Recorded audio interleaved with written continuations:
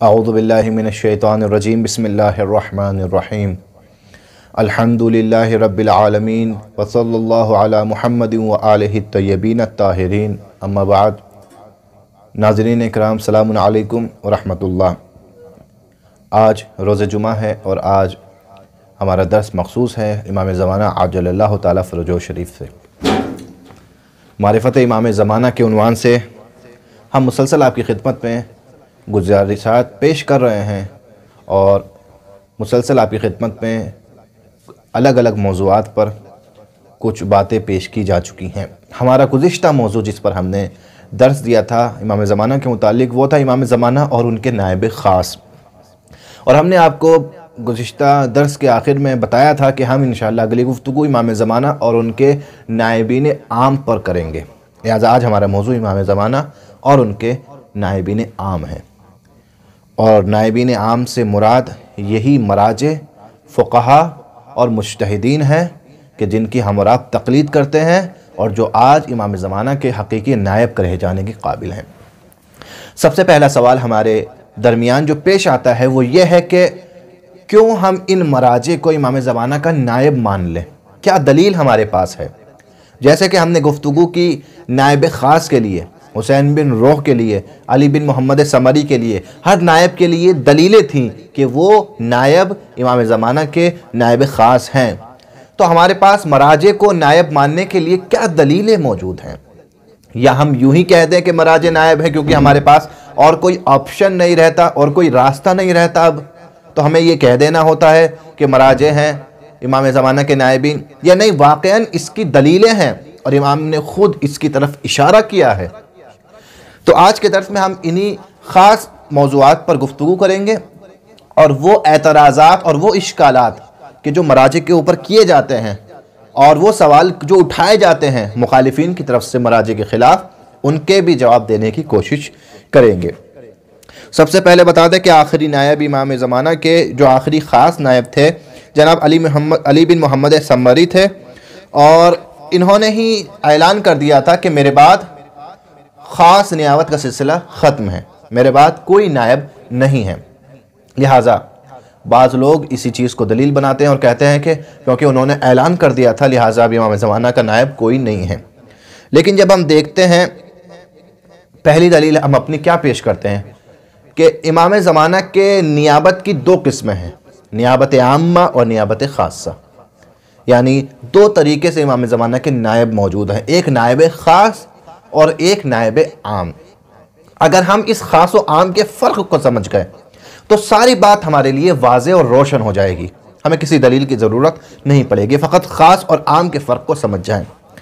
کیا لکھتے ہیں مؤلف؟ لکھتے ہیں کہ خاص اور عام میں فرق یہ ہے کہ وہ اشخاص اور وہ شخصیتیں جن کا نام اور مشخصات کے ساتھ امام زمانہ کی طرف سے توقیع ہوئی ہے اور ان کی معرفی کی گئی ہے کہ یہ ہمارے نائب ہیں، وہ نائب خاص کہلاتے ہیں، یعنی ان کا باقاعدہ نام بتایا ہے، ولدیت بتائی ہے، ان کی طرف اشارہ کیا ہے۔ لیکن جہاں ایک قانون کلی بتایا ہے، ایک ضابطۂ کلی بتایا ہے اور کہا ہے کہ جس کے اندر یہ شرائط پائے جائیں جو اس قانون پہ اترے وہ ہمارا نائب ہے، یہ نیابت عامہ کہلاتی ہے۔ یعنی ایک جگہ نام لے کر بتا دیا اور دوسری جگہ شرائط بتا دی کہ جس کے اندر یہ شرائط پائے جائیں وہ ہمارا نائب ہے۔ تو اب جس کے نام لے کر بتائے وہ 4 تھے اور باقی جو شرائط بتائے، اب جو بھی جس زمانے میں بھی ان شرائط کو پورا کرے اور اس کے اندر وہ شرائط پائے جائیں وہ امام زمانہ کا نائب کہلائے گا۔ فرق یہ ہے کہ وہ نائب خاص تھے کہ جن کا نام لے کر معرفی کی گئی تھی، اور یہ نائب عام ہے کہ جن کی شرائط بتائی گئی ہے اور انہوں نے اپنے اندر ان شرائط کو پیدا کیا ہے۔ یہ دونوں نائبین کے درمیان ایک کلی طور پر فرق ہے جو کہا جا سکتا ہے۔ تو یہ خود پہلی دلیل ہے کہ جو اعتراض کرتے ہیں مراجع کی نیابت پر وہ اصل میں نائب عام اور نائب خاص کے درمیان کے فرق کو نہیں سمجھ پائیں۔ اگر یہ بیچ کے فرق کو سمجھ لیں تو یہ اعتراض ختم ہو جاتا ہے اور اس کا جواب خود ہی انسان کے پاس موجود ہے۔ اس کے بعد جو ہم بات کہہ سکتے ہیں وہ یہ ہے کہ خود روایات میں امام زمانہ نے نیابت عامہ کی طرف جو ہے اشارہ کیا ہے، اور اس سے پہلے بھی باقی اماموں نے نیابت عامہ کی طرف اشارہ کیا ہے۔ یعنی یہ نیابت عامہ علماء اور مراجع اور فقہا کی نیابت مخصوص نہیں ہے امام زمانہ سے، یہ اس طریقے کی نیابت اور دیگر اماموں کے زمانے میں بھی موجود تھی۔ مثال کے طور پر ایک روایت بیان کرتے ہیں، یہ روایت ہے کہ کسی نے سوال کیا، امام معصوم کی خدمت میں جا کر سوال کیا، اور امام سے سوال کیا کہ ہم بہت سی مشکلات میں گرفتار رہتے ہیں اور بہت سے مسائل کا ہم حل نہیں تلاش کر پاتے، ہم کس کی طرف رجوع کریں؟ ہر وقت آپ کی خدمت میں آنا اور آپ کی خدمت میں سوال و جواب کے لیے نامے بھیجنا بڑا سخت ہو جاتا ہے ہمارے لیے، تو ہم کیا امر انجام دیں، ہم کس کی نیابت کریں؟ تو امام نے جواب دیا، امام نے فرمایا ایک حدیث کے ذریعے سے کہا کہ جس کے اندر یہ صفات پائی جائیں، جس کے اندر یہ شرائط پائے جائیں، تم اس کی طرف رجوع کر سکتے ہو۔ پہلی شرط روا حدیثنا، کہ جو ہماری حدیثوں کو بیان کرتا ہو، جس کی نظر ہماری احادیث پر ہو، جو بہتر ہماری احادیث کو سمجھتا ہو۔ دوسری نظر فی حلالنا و حرامنا، جس کی نظر حلال اور حرام پر سب سے زیادہ ہو، حلال اور حرام کو جو سمجھتا ہو۔ وعرف احکامنا، اور جو ہمارے بتائے ہوئے احکام سے واقفیت رکھتا ہو۔ یہ تین شرائط کسی کے اندر موجود ہوں تو آپ اس کی طرف رجوع کر سکتے ہیں اور آپ اس کو ہمارا نائب مان سکتے ہیں۔ یہ ایک اہم بات تھی، اور یہ مخصوص نیابت امام زمانہ سے جو نیابت عام ہوئی ہے، اس کی وجہ بھی اسحاق بن محمد ان کا نامہ لکھنا، انہوں نے نامہ لکھا تیسرے نائب کو، انہوں نے نامہ لکھا دوسرے نائب محمد بن عثمان کو، اور یہی نامہ لکھا کہ ہم مشکلات میں گرفتار ہوتے ہیں اور جب ہمارے پاس کسی سوال کا جواب نہیں ہوتا تو ہم کس کی طرف رجوع کریں؟ غالباً اسحاق بن یعقوب نے یہ سوال اس وقت کیا تھا کہ جب نائب خاص کا زمانہ تھا، یعنی محمد بن عثمان، لیکن امام زمانہ کی طرف سے جو توقیع نازل ہوئی اس میں شرائط تھے، جو شرائط مخصوص نائب عام سے تھے۔ امام زمانہ نے جواب میں کیا فرمایا؟ فرماتے ہیں اما ما سألت عنہ ارشدک اللہ وثبتک الی ان قال۔ سب سے پہلے تو اس نامے پر اور اس سوال پر امام زمانہ نے حوصلہ افزائی کی ہے، دعا دی ہے ان کو، اور پھر اس سوال کا جواب دیا ہے۔ اس سوال کا جواب کیا دیا ہے؟ وَأَمَّا الْحَوَادِثُ الْوَاقِعَةُ فَارْجِعُوا فِيهَا إِلَى رُوَاةِ حَدِيثِنَا۔ اگر مشکل پیش آئے، حوادث پیش آئے اس وقت کہ جب تمہارے پاس کوئی ذریعہ نہ ہو، کوئی وسیلہ نہ ہو، تو کیا کرنا؟ فرجعو، تو رجوع کرنا، کس کی طرف؟ الی رواۃ حدیثنا، ان کی طرف کہ جو ہماری حدیثیں بیان کرتے ہیں، جو ہماری حدیثوں سے واقفیت رکھتے ہیں۔ اور یہاں پر امام زمانہ نے ایک خاص جملے کے ذریعے سے ان کی تائید بھی فرمائی ہے۔ کیا کہا ہے؟ فَإِنَّهُمْ حُجَّتِي عَلَيْكُمْ، کیونکہ یہ سب علماء جو ہماری حدیثوں سے واقفیت رکھتے ہیں، یہ جو ہماری حدیثیں بیان کرتے ہیں، یہ میری طرف سے تمہارے اوپر حجت ہیں، یہ حجت ہیں تمہارے اوپر۔ کہ یہ امام زمانہ کا فرمانا ایک خود بہت بڑی دلیل نہیں ہے؟ وَأَنَا حُجَّتُ اللَّهِ، اور میں حجت خدا ہوں، میں حجت خدا ہوں، اور میری حجت تمہارے اوپر وہ علماء اور فقہاء ہیں۔ لہٰذا اگر کوئی حادثہ پیش آئے، کوئی سوال پیش آئے کہ جس کا جواب نہ ہو، اور اس کے جواب میں تمہیں پریشان ہونے کی ضرورت نہیں ہے، بلکہ رجوع کرنا علماء اور فقہاء کی طرف، وہ جو جواب دیں گے وہی ہوگا کہ جو ہم جواب دیتے۔ یہ دو دلیل ہے۔ لہٰذا ہم نے بیان کیا کہ سب سے پہلی چیز، سب سے پہلی دلیل، انسان نیابت عام اور نیابت خاص کے فرق کو سمجھے، اور دوسری دلیل اس نیابت کے بارے میں خود امام زمانہ کی یہ بتائی ہوئی حدیث کے جو نامے کی شکل میں امام زمانہ نے ایک چاہنے والے کے نامے کا جواب دیا ہے اور اس کو لکھا ہے، اور اس میں یہ شرط بیان کی گئی ہے کہ جو ہمارے حدیثوں کو بیان کرتا ہو اس کی طرف رجوع کر سکتے ہیں۔ ایک سب سے اہم، اس سے بھی اہم ایک اور روایت ہے کہ جو امام حسن عسکری علیہ السلام سے مخصوص ہے، اور امام حسن عسکری نے اور زیادہ ڈیٹیل کے ساتھ میں شرائط بتائے ہیں نائب عام کے اور نائب امام کے۔ لہٰذا معروف حدیث ہے کہ جب امام حسن عسکری علیہ السلام سے ہی اس قسم کا سوال پوچھا گیا، یہی سوال امام حسن عسکری سے پوچھا گیا، کیونکہ ہم جانتے ہیں ہمیں معلوم ہے کہ غیبت کی تیاری امام حسن عسکری کے زمانے سے شروع ہو چکی تھی. یعنی امام حسن عسکری کی زندگی کا ایک اہم ہدف اور وظیفہ یہ تھا کہ آنے والے زمانے کے لیے لوگوں کو تیار کریں، غیبت کے لیے لوگوں کو آمادہ کریں. لہٰذا ایک یہ حدیث اس بات کو ثابت کرتی ہے اور اس بات کو بیان کرتی ہے کہ امام حسن عسکری نے وہ زمینہ ہموار کیا ہے اور لوگوں کے ذہنوں کو آمادہ کیا ہے غیبت کبریٰ کی طرف. امام حسن عسکری علیہ السلام نے جو حدیث بیان کی، فَأَمَّا مَنْ كَانَ مِنَ الْفُقَهَاءِ صَائِمًا لِنَفْسِهِ حَافِظًا لِدِينِهِ مُخَالِفًا عَلَى هَوَىٰ مُطِيعًا لِأَمْرِ مَوْلَىٰ. یہ چار خصوصیت امام حسن عسکری علیہ السلام نے بیان کی گئی ہے کہ اپنے نفس کا محاسبہ کرنے والا ہو اور اپنی دین کی حفاظت کرنے والا ہو، اپنے ہوا و ہوس کا مخالف ہو اور اپنے مولا کی اطاعت کرنے والا ہو. یہ چار خاصیت، یہ چار شرائط اگر اس کے اندر پائے جاتے ہیں، پھر اس لوگوں کے لیے کیا ہے؟ فَلِلْعَوَامِ أَن يُقَلِّدُوهُ. تو عام کے لیے ضروری ہے کہ اس کی تقلید کرے، اس کی تقلید کرے. مگر اس کے بعد ایک اور جملہ امام حسن عسکری نے ارشاد فرمایا ہے، وَذَلِكَ لَا يَكُونُ إِلَّا بَعْضُ الْفُقَهَاءِ شِيَّتِنَا لَا جَمِيعُهُمْ. لیکن یہ شرائط ہمارے شیعوں کے تمام فقہاء اور تمام مجتہدین میں تم نہیں دیکھو گے، مگر فقط خاص اور کچھ بعض مجتہدین میں یہ شرائط تمہیں نظر آئیں گے. یہ چار شرائط امام زمانہ نے، امام حسن عسکری نے نائب عام کے لیے بیان کیے ہیں. کیا اپنے نفس کے بارے میں محاسبہ کرتا ہو، اپنے نفس کی جو ہے وہ پیروی نہ کرتا ہو، ہوا و ہوس کا مخالف ہو، اپنے دین کی حفاظت کرتا ہو اور اپنے مولا کا مطیع و فرما بردار ہو.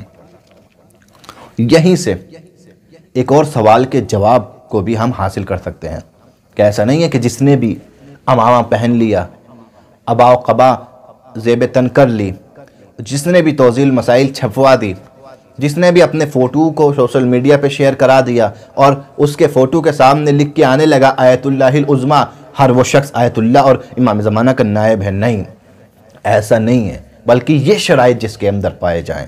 لہذا تشخیص ہمارا کام ہے، ہم تشخیص دیں، ہم پہچانیں کہ کس کے اندر لیاقت موجود ہے. کیونکہ ہر زمانے میں یہ چیز رہی ہے. ہر زمانے میں جب بھی لوگوں کو گمراہ کیا گیا ہے، جب بھی لوگوں کو بھٹکایا گیا ہے، راہ ہدایت سے منحرف کیا گیا ہے، تو طرح طرح کے طریقے اپنائے گئے ہیں، جس میں سے ایک طریقہ یہ بھی تھا کہ انہی کے درمیان جا کے انہی کے جیسا حلیہ بنا لو. اسی لیے مشہور ہے کہ جب ابن زیاد کوفے میں داخل ہوا تو ایسا ماحول تھا کہ کوفے میں داخل نہیں ہو سکتا تھا، مگر امام حسین کا لباس پہن کے داخل ہوا. لوگوں کو ایسا لگا کہ امام حسین آ گئے ہیں. لہٰذا بتانا چاہتے ہیں امام کے لباس کے دھوکے میں مت آنا، شخصیت کے دھوکے میں مت آنا، بلکہ شرائط کو اس کے اندر دیکھنا. اگر شرائط موجود ہیں تو ہمارا نائب ہے، اگر شرائط موجود نہیں ہیں تو بھلے ہی اس کا لباس کتنا بھی اچھا ہو، لوگ کتنے ہی اس کی تعریفیں کرتے ہوں، وہ ہمارا نائب ہرگز نہیں ہو سکتا. یہ ایک اہم حدیث اور ایک بہت ہی زیادہ معروف حدیث کہ جو امام زمانہ کے نائبین کے لیے اور ان کے اس بات میں بیان کی جاتی ہے. اچھا، اماموں نے بھی جب اپنے نائبین کو مشخص کیا ہے تو بعض کو نام لے کر مشخص کیا ہے اور بعض کو جو ہے وہ شرائط بتا کر مشخص کیا ہے. یعنی امام زمانہ سے پہلے بھی یہ چیز موجود تھی. جیسے کہ امام رضا علیہ السلام کے زمانے کا واقعہ ہے کہ امام رضا کی خدمت میں ایک شخص آتا ہے، علی بن مسیب، امام رضا سے سوال کرتا ہے. امام رضا سے سوال کرتا ہے کہ ہم بہت دور رہتے ہیں اور ہر وقت آپ کی خدمت میں حاضر نہیں ہو سکتے، تو ہم کس سے دین حاصل کریں، ہم کس سے دین سیکھیں؟ تو امام رضا اس کو جواب دیتے ہیں، ان علی ابن مسیب. یہ علی ابن مسیب سے روایت ہے. قلت الرضا، امام رضا نے فرمایا، کیا فرمایا؟ من زکریہ ابن آدم القمی، کہ تمہیں چاہیے کہ تم زکریہ ابن آدم قمی کی طرف جو ہے رجوع کرو. المامون علی الدین والدنیا، وہ ہمارا مامون ہے، وہ ہمارا نائب ہے۔ یعنی امام نے یہاں پر نائب خاص ہے، نائب عام ہے، لیکن یہاں نام لے کر بتایا ہے۔ لیکن نائب عام جہاں امام شرائط بتا دے اور نام نہ لے، لہذا بعض جگہ پر امام نے کچھ وجوہات کی بنا پر نام لے کر بتایا ہے، لیکن اصل نائب عام اس کو کہتے ہیں کہ جہاں امام معصوم شرائط کو بتا دیں لیکن نام کو ذکر نہ کریں۔ یہ حدیث فقط اس بات کے لیے تھی کہ نائب عام اور اماموں کے زمانے میں بھی موجود تھے، خود امام رضا کے زمانے میں، امام صادق کے زمانے میں یا دیگر ائمہ کے زمانے میں۔ یہ نیابت کوئی ایسا نہ سمجھے کہ کوئی نیا مشغلہ ہے، یہ نئی گھڑی ہوئی چیز ہے۔ یہ مراجع اپنے آپ کو نائب امام کہتے ہیں، وہ بہت نئی چیز نہیں ہے، یہ اماموں کے زمانے سے متصل ہے۔ خود اماموں نے اس کی بنیاد رکھی ہے اور اپنی احادیث کے ذریعے سے لوگوں تک اس بات کو پہنچایا ہے کہ دیکھو علماء اور فقہا ہمارے نائبین ہیں تمہارے درمیان، ان کی اطاعت اور ان کی تقلید تمہارے لیے ضروری ہے۔ اس کے بعد ایک اہم سوال جو بیان کیا جاتا ہے وہ یہ کہ کیا شرائط ہونے چاہیے نائب امام کے اندر۔ ہر مجتہد، ہر فقیہ، ہر مرجع، ہر آیت اللہ نائب امام ہوتا ہے یا کچھ شرائط اس کے اندر پائے جائیں تب وہ نائب امام ہوگا؟ تو صاحب کتاب لکھتے ہیں کہ اہم شرائط 3 ہیں، وہ 3 شرطیں اگر اس کے اندر پائی جاتی ہوں تو وہ نائب امام ہوگا۔ پہلی شرط بیان احکام الہی، وہ احکام الہی کو صحیح طریقے سے، درست طریقے سے بیان کرنے کی صلاحیت رکھتا ہو۔ دوسری منصب قضا، یعنی صحیح قضاوت اور فیصلے کر سکتا ہو۔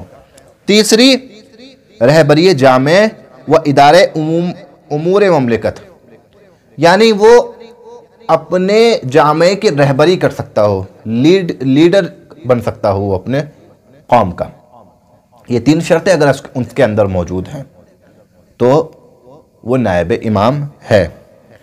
اور یہ ایک بہت اہم چیز ہے کہ جس پر ہمیں سوچنا چاہیے۔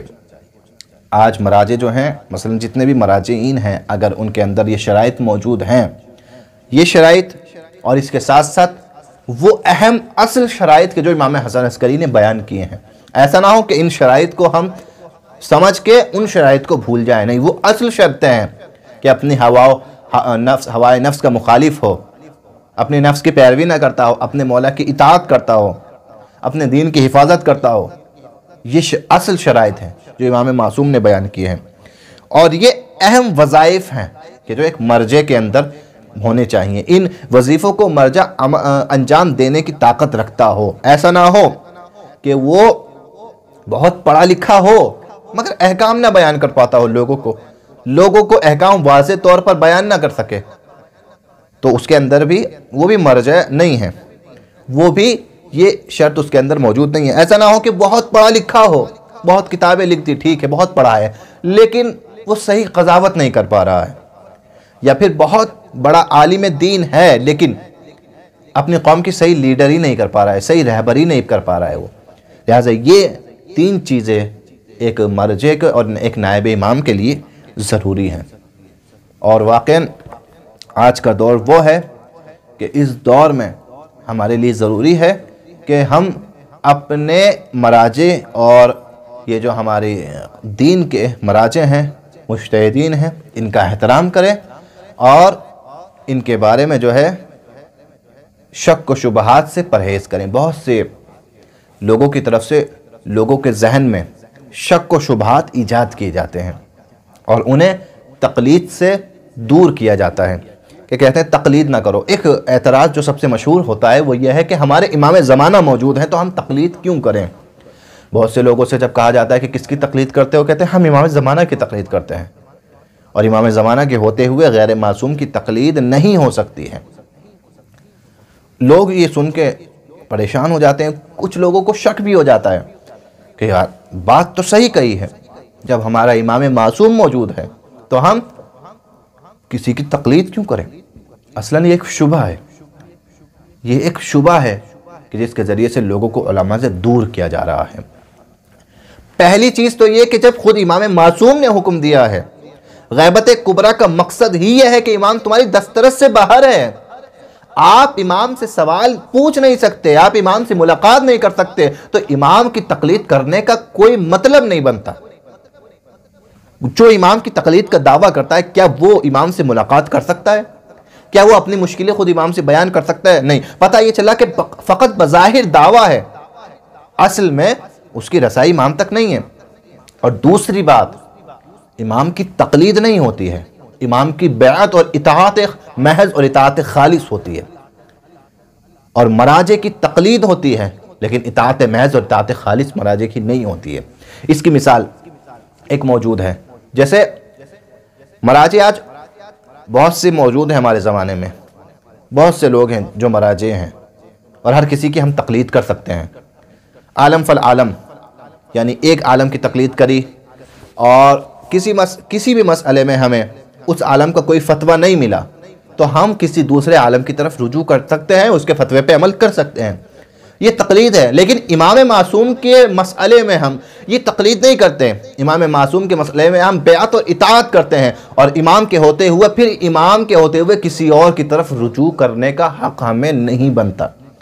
تقلید اور امام کی اطاعت محض اور اطاعت خالص میں بہت فرق ہے، لیکن اطاعت اس وقت ہوتی ہے کہ جب امام ظاہر ہوتے ہیں، لہذا آج امام ظاہر نہیں ہیں، آج امام کے نائبین ہیں اور ہمیں ان کی تقلید کرنی ہے، ہماری ذمہ داری ہے ان کی تقلید کرنا۔ اہم بات یہ ہے کہ آپ کو کسی نے تقلید کے لیے مجبور بھی نہیں کیا ہے، تقلید کے علاوہ بھی آپشنز موجود ہیں۔ اگر آپ تقلید نہیں کر سکتے، خود مجتہد بن سکتے ہیں، قرآن اور حدیث کے ذریعے سے خود فتووں کو نکال سکتے ہیں، بے شک آپ تقلید نہ کریں۔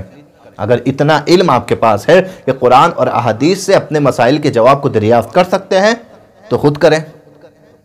اور دوسرا راستہ احتیاط کا راستہ ہے، جو اس سے بھی زیادہ سخت ہے، یعنی مجتہد بننے سے زیادہ سخت راستہ احتیاط کرنے کا راستہ ہے۔ اگر ان دونوں راستوں کو اپنا سکتے ہیں یا دونوں میں سے ایک اپنا سکتے ہیں تو تقلید واجب نہیں ہے، لیکن اگر ان دونوں راستوں کو اپنانے سے قاصر ہیں تو تیسرا آپشن فقط اور فقط تقلید کا رہ جاتا ہے۔ لہذا یہ بہت ہی اہم بات ہے، ہمیں ان شبہات کا اور ان شک اعتراضات کے شکار ہوتے ہوئے اپنے مراجع کے بارے میں بدگمان نہیں ہونا چاہیے۔ حقیقتاً یہ وارثین انبیاء ہیں، یہ جانشین امام زمانہ ہیں، نائبین عام ہیں امام زمانہ کے، اور آج کے دور میں جو تمام دنیا میں شیعت سر اٹھا کر جی رہی ہے وہ انہی نائبین امام کی مشقت اور محنتوں کا نتیجہ ہے۔ واقعاً ان کی زحمت ہے، یہ جو اپنی زندگی وقف کر دیتے ہیں، یہ ایسے ہی نہیں، پشت پناہی انہیں حاصل ہوتی ہے امام زمانہ کی، کیونکہ جو اپنے آپ کو اس قابل بنا لے اور یہ شرائط جو امام نے بتائے ہیں وہ شرائط اپنے اندر پیدا کر لے اور نائب امام ہو جائے، تو امام اس کی پشت پناہی نہ کرے، یہ ہو ہی نہیں سکتا۔ امام کے نائب ہوئے ہیں وہ۔ لہٰذا آخر میں ہم بس ایک اشارہ آپ کی خدمت میں پیش کرتے ہیں تاکہ ہم یہ بات واضح کر سکیں کہ یہ نیابت کا سلسلہ، یعنی علماء کے نائب عام ہونے کا سلسلہ، یہ آج کا نہیں ہے، یہ امام زمانہ کی غیبت سے متصل ہے۔ یہ سلسلہ سب سے پہلے نائب غیبت کبریٰ کے غیبت صغریٰ کے زمانے میں جو ہم چاہتے ہیں، سب سے پہلے نائب کس کو کہا جاتا ہے؟ ابن بابویہ کو۔ سب سے پہلے نائب ابن بابویہ کو کہا جاتا ہے۔ اور یہ ابن بابویہ کون ہے؟ یہ معروف مجتہد شیخ صدوق کے والد محترم ہیں، ابن بابویہ۔ البتہ دونوں کا لقب صدوق ہے، لیکن مشہور ان کے بیٹے ہیں، ان کے بیٹے شیخ صدوق کے نام سے مشہور ہیں، اور یہ خود ابن بابویہ کے نام سے مشہور ہیں۔ انہیں تاریخ تشیع کا پہلا مجتہد کہا جا سکتا ہے، یعنی غیبت کبریٰ کے بعد میں جب نیابت عامہ شروع ہوئی تو پہلے مجتہد اگر کہیں جائیں گے تو ابن بابویہ، شیخ صدوق کے والد ابن بابویہ۔ لہٰذا ان کے بارے میں مشہور ہے کہ ابن بابویہ جو ہے امام زمانہ کی دعا کے ذریعے سے اس دنیا میں آئے تھے۔ ابن بابویہ کے والد نے تیسرے نائب ایک خاص امام زمانہ کے حسین بن روح کو ایک نامہ دیا تھا۔ امام زمانہ کے نائب حسین بن روح کو نامہ دیا تھا، اس میں لکھا تھا کہ مولا میرے لیے دعا کریں کہ پروردگار مجھے بیٹا دے دے۔ اس نامے کے جواب میں امام نے لکھا تھا ابن باویہ کے پدر کے لیے کہ خدا تجھے بہت ہی جلد ایک بیٹا دے گا کہ جو ہمارا ایک نائب ہوگا۔ یہ واقعاً افتخار کرتے تھے زندگی بھر ابن باویہ کہ امام زمانہ کی دعا سے پیدا ہوئے ہیں۔ یہاں واقعاً ہمیں سمجھ میں آتا ہے کہ کس طریقے سے پشت پناہی موجود ہے امام زمانہ کی ان مراجع کے لیے۔ دوسرے مرجع جو ان کے ابن باویہ کے بعد میں کہے جا سکتے ہیں وہ ہے عیاشی۔ عیاشی کے بارے میں کہا جاتا ہے کہ بہت بڑے عالم دین تھے، البتہ پہلے سنی مسلک سے تعلق رکھتے تھے، بعد میں تحقیق کی اور شیعہ ہو گئے، اور پھر شیعہ ہونے کے بعد میں مجتہد بھی بنے اور مرجع وقت بھی کہلائے۔ اس کے بعد ابن ابی عقیل تیسرے نائب، ان کا نام بھی قابل ذکر ہے اور ان کی خدمات بھی قابل ذکر ہیں۔ چوتھے نائب ابن جنید اسکانی اور پانچویں نائب شیخ مفید۔ شیخ مفید یہ بہت مشہور شیخ مفید، شیخ صدوق کے بعد جو سب سے زیادہ مشہور ہوئے ہیں وہ شیخ مفید۔ وہ مشہور واقعہ کہ جس سے ثابت ہوتا ہے کہ امام زمانہ کس طریقے سے مدد کرتے ہیں، کس طریقے سے اپنے مراجع کی ذمہ داریوں میں ان کا ساتھ دیتے ہیں۔ شیخ مفید کی جو پانچویں نمبر پہ ہم نے نام بیان کیا، پانچویں نائب ہیں شیخ مفید۔ ایک مرتبہ ایک سوال آتا ہے، ایک شخص سوال کرنے آتا ہے شیخ مفید سے کہ شیخ ایک سوال ہے، کیا فرمائیں بتائیں؟ کہ سوال یہ ہے کہ ایک خاتون کا انتقال ہو چکا ہے، وہ حاملہ تھی اور ابھی ہم نے دیکھا تو اس کا حمل جو ہے وہ زندہ ہے، اس کے شکم میں بچہ زندہ ہے، آپ کیا فتویٰ دیتے ہیں؟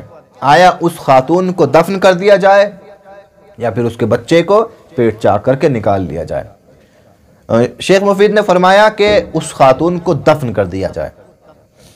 اب یہ شخص چلنے لگا، یہ شخص سوال کا جواب لے کے چل دیا۔ تھوڑی دور پہنچا تھا کہ پیچھے سے کوئی شخص آیا اور آنے کے بعد میں اس نے یہ کہا کہ شیخ نے فتویٰ تبدیل کر دیا ہے، ابھی جو شیخ نے کہا تھا کہ دفن کر دیا جائے، لہٰذا اب شیخ کہہ رہے ہیں کہ پیٹ کو چاک کر کے اس بچے کو نکال لیا جائے اور خاتون کو دفن کر دیا جائے۔ لہٰذا بعد میں جب یہ مسئلہ شیخ مفید کے سامنے پیش کیا گیا تو شیخ مفید نے کہا کہ نہیں، میں نے کسی کو نہیں بھیجا تھا، یقیناً امام زمانہ کی طرف سے اصلاح تھی، اور یہ واقعہ امام زمانہ کی طرف سے اصلاح تھی، امام زمانہ نے اس شخص کو بھیجا تھا۔ یہاں ایک اشتباہ ہو گیا تھا معمولی سا شیخ مفید سے مسئلہ بتانے میں، لیکن امام زمانہ نے مدد کی شیخ مفید کی۔ اب یہاں پر شیخ مفید اتنے متاثر ہوئے اس واقعے سے کہ فتویٰ دینا بند کر دیا، اب مسائل بیان کرنا بند کر دیا۔ اب کہنے لگے کہ نہیں، میں مسائل بیان نہیں کروں گا کیونکہ ایک غلط مسئلہ میں نے بیان کر دیا، اگر آگے کوئی غلط مسئلہ بیان کر دوں گا تو میری گردن پر یہ ساری باتیں آئیں گی۔ کیسا عالم ہوں میں، کیسا مجتہد ہوں، اتنا بڑا اشتباہ کر دیا۔ لہٰذا کچھ دن تک بند کر دیا تھا مسئلوں کو بیان کرنا، فتوے دینا۔ بعد میں خواب میں امام زمانہ آئے اور کہتے ہیں کہ شیخ تیرا کام ہے فتویٰ دینا، مدد کرنا ہمارا کام ہے، تم اپنے کام پر دھیان دو، تم اپنا کام کرو، ہم اپنا کام کریں گے۔ پھر دوبارہ شیخ مفید نے فتوے دینے شروع کیے اور لوگوں کے مسائلوں کے جواب دینا شروع کیا ہے۔ اور اسی عالم بزرگوار کے بارے میں ایک اور مشہور واقعہ بھی ملتا ہے کہ ایک شب خواب میں دیکھتے ہیں کہ حضرت فاطمہ زہرا سلام اللہ علیہا خواب میں آئی ہیں اور جہاں درس دیتے ہیں وہ اس کے سامنے دروازے پر کھڑی ہیں، اور ایک ہاتھ میں حسن کا ہاتھ ہے اور ایک ہاتھ میں حسین کا ہاتھ ہے، اور اس کے بعد میں شیخ کی طرف اشارہ کر کے کہتی ہیں یا شیخ ان دونوں بچوں کو فقہ پڑھائیے، فقہ کی تعلیم دیجیے۔ بیدار ہوئے، پریشان ہوئے کہ کیسا خواب تھا، میں کہاں اور حسنین کہاں، میں حسنین کو کیسے فقہ کی تعلیم دے سکتا ہوں؟ اگلے دن جب درس دینے کی جگہ پر پہنچے تو دیکھا کہ اسی جگہ پر جہاں بی بی زہرا کو کھڑا ہوا دیکھا تھا وہاں ایک خاتون اپنے ہاتھ میں دو بچوں کے ہاتھ لیے کھڑی ہے، دو بچوں کے ساتھ میں آئی ہے اور کہہ رہی ہے کہ شیخ ان دو بچوں کو فقہ کی تعلیم دو۔ معلوم ہوا یہ 2 بچے کون تھے؟ سید مرتضیٰ اور سید رضی، یہ 2 فرزند تھے کہ جو بعد میں افتخار شیعیان جہان کہلائے ہیں، جو آج شیعت کا افتخار ہے۔ یہ 2 فرزند، ان کی تربیت کی ہے شیخ مفید نے، اور پھر ان کے بعد میں جو ذکر آتا ہے وہ سید مرتضیٰ اور سید رضی کا آتا ہے۔ سید مرتضیٰ وہ اہم شخصیت ہیں کہ جو ان کے بعد مرجع وقت بنے ہیں، نائب امام بنے ہیں، نائب عام امام زمانہ کے بنے ہیں، فقیہ بنے ہیں۔ اور سید رضی یہ بھی بڑی مشہور شخصیت ہے جنہوں نے علم اور فقہ کے میدان میں بھی کام کیا۔ اس سے بڑا کارنامہ ان کا، سید رضی کا، نہج البلاغہ کو جمع کرنا اور تدوین دینا اور لوگوں کے سامنے لانا ہے۔ لہذا سید رضی کی زندگی کا سب سے بڑا کارنامہ نہج البلاغہ کو جمع کرنا ہے۔ یہ 2 مجتہدین، تربیت کی ان کی شیخ مفید نے۔ لہذا ہم نے اس مختصر سے تعارف کے بعد، یہ جتنے بھی مجتہدین تھے امام زمانہ کی غیبت کبریٰ سے نزدیک تھے، یعنی امام زمانہ سے سب سے نزدیک تھے یہ مجتہدین۔ ان کے بعد بھی ایک طولانی فہرست ہے، ہر مجتہد کا نام اور ان کی ڈیٹیل بیان کرنا ممکن نہیں ہے، اور ہمارے درس کا موضوع بھی یہ نہیں ہے۔ بیان کرنے کا مقصد فقط یہ تھا کہ ہم یہ جان لیں کہ امام زمانہ کے نائبین مجتہد ہیں، علماء فقہا ہیں۔ یہ بات نئی نہیں ہے، بلکہ غیبت کبریٰ جس وقت شروع ہوئی تھی تب سے ہی یہ بات شروع ہو گئی تھی کہ امام زمانہ کے نائبین یہ علماء اور فقہا ہیں، اور لوگ امام زمانہ جب غیبت کبریٰ میں چلے گئے تھے ان کی طرف رجوع کرتے تھے اور ان کی تقلید کرتے تھے۔ لہذا آج اگر کوئی یہ کہتا ہوا نظر آئے کہ یہ سب تقلید کرنا اور مراجع اور فقہا یہ آج کی کوئی چیز ہے، یہ چند 100 سالوں کی کوئی چیز ہے، نہیں، بلکہ ہم نے جن مجتہدین کے نام لیے یہ مجتہدین عصر غیبت سے نزدیک ہیں، اور اس وقت سے یہ سلسلہ چلا آ رہا ہے یہاں تک کہ امام خمینی تک، آیت اللہ خوئی تک اور آیت اللہ سیستانی تک یہ سلسلہ پہنچا، اور یہ علوم اور یہ نیابت عامہ چلتی ہوئی آج ہمارے زمانے میں اس طریقے سے ہمارے سامنے آئی ہے۔ لہٰذا یہ بہت ہی اہم بات ہے کہ ہم اپنے علماء کو کم نہ سمجھیں، ان کے ساتھ امام زمانہ کی پشت پناہی ہوتی ہے۔ آج اگر امام زمانہ سے نزدیک ہونا ہے تو ہمیں ان علماء سے نزدیک ہونا ہوگا، کیونکہ یہ امام زمانہ سے نزدیک ہوتے ہیں۔ اور ہم خود بھی اپنے بچوں کو علم دین کی طرف رغبت دیں، کیونکہ یہ نیابت مخصوص ہوئی ہے علم کے ساتھ میں، کسی بھی جاہل کو یہ نیابت نہیں ملی ہے، یہ علم کے ساتھ میں مخصوص ہے۔ اگر ہم چاہتے ہیں کہ ہمارے بچے مستقبل میں امام زمانہ کے مکتب میں کچھ شاگرد بن سکیں، کچھ کام آ سکیں، تو ہمیں ان کو علم دین کی راہ پر لگانا پڑے گا۔ یہ واقعاً بہت ضروری ہے۔ آج ایک فتنہ، اخباریت کا فتنہ جو بڑے زور و شور پر ہے، اور جس کے ذریعے سے علماء کو، مراجعین کو گالی دی جاتی ہے اور نازیبہ الفاظ کے ذریعے سے یاد کیا جاتا ہے، اور طرح طرح کے اعتراضات علماء کی زندگی پر کیے جاتے ہیں، یہ واقعاً اگر ہمارے بچے علم دین سے صحیح طور پر آگاہی نہ رکھتے ہوں، مشہور جملہ ہے عالم دین کا، ہندوستان کے ایک عالم دین کا مشہور جملہ ہے کہ اگر ہم نے اپنے بچوں کو صحیح طریقے سے دین نہیں سکھایا تو یا ملنگی بن جائیں گے یا اخباری بن جائیں گے۔ اگر سچا شیعہ بنانا ہے، امام زمانہ کے مکتب کا شاگرد اور سپاہی بنانا ہے، تو علم دین سکھانا پڑے گا اپنے بچوں کو، اور اگر بچے علم دین سیکھیں گے تو امام زمانہ کے شاگرد بنیں گے اور ان کے مکتب کے سپاہی بنیں گے۔ اپنے بچوں کی تربیت کریں، یہ سوچ کر تربیت کریں کہ ہمیں اپنے بچوں کو بڑھاپے میں اپنا سہارا نہیں بنانا بلکہ امام زمانہ کا سپاہی بنانا ہے۔ والسلام علیکم ورحمۃ اللہ وبرکاتہ۔